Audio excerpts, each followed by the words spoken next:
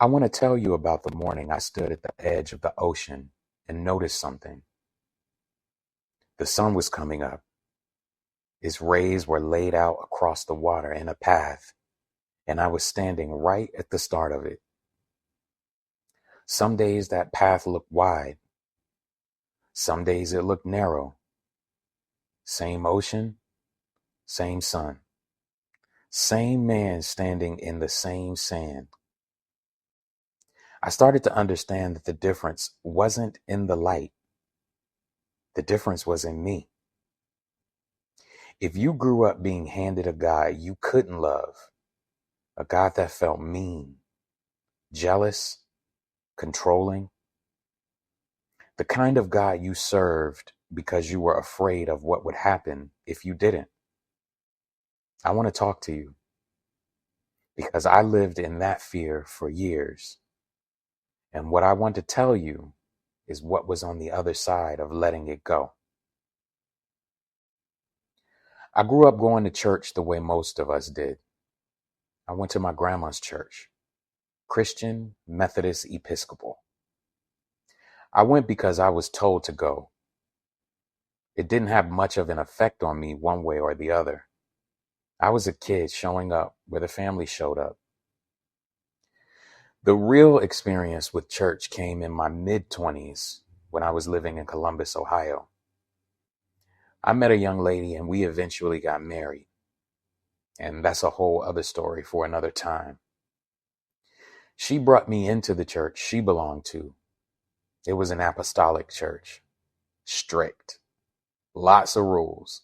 How you were supposed to look, what you were supposed to wear, what you could and couldn't do. I stayed in that church for about 3 or 4 years. I even became an usher. I loved being an usher because I loved the service part of it, being useful to people, helping them. That part was real for me. There were even a few moments in that building where I felt something I couldn't deny. We'd be praying for someone and the connected energy in the room would feel so powerful, real. I'm not going to pretend it was all empty. But most of the time, the experience wasn't real to me. Most of the time, I had a knot in my stomach. Fear, disgust, anxiety. I would sit there and look around and think, if this is who God is, I can't do this. I can't be myself. And I certainly can't breathe in this. And underneath all of it, I was just afraid. Afraid of hell, afraid of being wrong, afraid that something I felt naturally inside me was somehow against the rules. When I eventually moved away from Ohio, I left that church and I told myself I was never going back to any church. I held to that and I haven't been back since. For years after, I just didn't have a relationship with anything spiritual. I wasn't an atheist and I wasn't anti-God. I just couldn't find the doorway. The one I'd been shown was locked from the inside and I didn't have a key. Then my life collapsed and I came home to my parents in October of 2023. I started going to the oceanfront. I went almost every morning for about a year. There was no plan. I'd drive there, get out. I would just be there. Some days I walked. Some days I sat. Some days I put my feet in the water. Some days I put my hands in the sand. I let it be whatever it was going to be. I was also reading a lot. Books I never would have picked up before about awareness, consciousness, the way the mind works, what people have called God across cultures and centuries. I let myself read all of it without the old story telling me what I was allowed to believe. That part mattered. the freedom to read whatever I wanted without flinching, without checking it against the rules. That was new. And then one morning I noticed the rays. The sun was coming up over the water and there was a path of light laid across the ocean. That thing you've seen 100 times, the bright trail from the horizon back toward where you're standing. I was standing right at the foot of it, and I noticed it looked wide that day. Wide and clear, all the way out. The next day I came back and the path was narrow. Same beach, same time, same sun. I started paying attention, and what I figured out over weeks and weeks of standing in front of that same ocean was that the path was a mirror.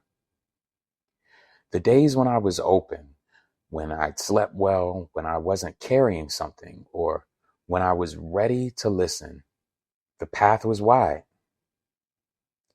The days when I was closed, when I was anxious, when I was holding on to something, when I wasn't ready, the path was narrow. The ocean wasn't telling me anything new. The ocean was showing me where I was that day. On the wide days, I just ask, what do you want me to know today? What do you need to tell me? And I'd wait. Sometimes an answer would come fast. Sometimes it took an hour. Sometimes it took days. Sometimes a thought would land that felt bigger than any thought I would have come up with my own. Sometimes I just cry and not know why. On the narrow days, I'd ask different questions. What am I holding on to? Why am I closed today? What am I afraid of right now? The narrow days were the harder work, and the wide days were the gifts. I was talking to something.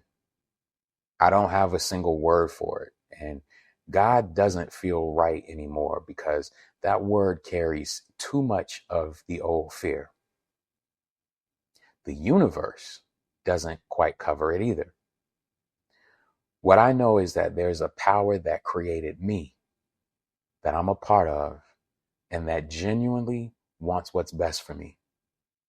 I'm not separate from it.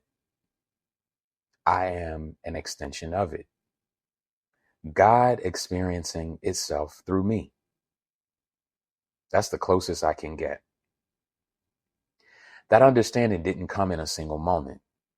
It came over a year of standing on that beach, asking questions, reading, sitting with myself, and not flinching anymore. The fear I'd carried since my 20s just loosened. Not all at once, but layer by layer and morning by morning. And here's what I want you to hear about that. I didn't replace the old religion with a new one. I didn't trade one set of rules for another. What I found wasn't a system. It was a relationship. And relationships don't have rules. They have honesty. So here's what I learned out there. You don't owe anyone your God. You don't owe anyone the version of spirituality you were handed as a kid or as a young adult, or by the person you married, or by the people who told you what you had to believe to be safe. You get to ask your own questions. You get to read your own books. You get to stand in front of the ocean and find out what's actually true for you. And here's the harder thing. Most men don't do it. They stay inside the old story because the old story is familiar, even when it's hurting them. They'd rather live with the God they're afraid of than risk finding out there might be something else. I understand that. I lived it for years. What I want to tell you is that the something else is real, and it's been waiting for you to give yourself permission to look. Now, I want to say one more thing carefully. I'm not telling you to leave your church. I'm not telling you the church I left was wrong for everyone. There were people in that building who needed exactly what was happening in there, and they got it. What I'm telling you is that you have a right to ask whether what you've been handed is yours. That's the question.